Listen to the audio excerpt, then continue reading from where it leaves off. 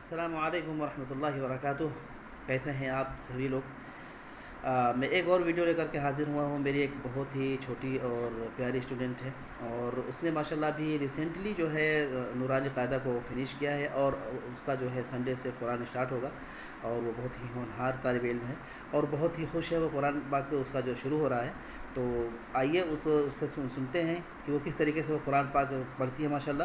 تو وہ اپنا جو ہے عربی میں تعارف کرے گی اور جو ہے سورۃ الفل کی تلاوت کرے گی. اس طرح کی ویڈیو بنانے کا مقصد صرف ایک ہی ہوتا ہے، تاکہ والدین دیکھیں اور زیادہ سے زیادہ توجہ ہوتے ہیں اپنے بچوں کی تعلیم پر، خاص طور سے دینی تعلیم کے اوپر، کہ قرآن کو کس طریقے سے پڑھنا پڑھانا، قرآن کی فکر کریں.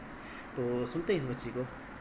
السلام علیکم ورحمۃ اللہ وبرکاتہ.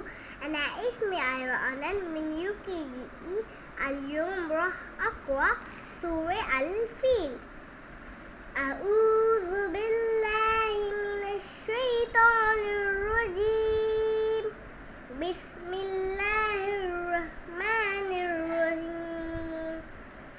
ألم تر كيف فعل ربك بأصحاب الفيل.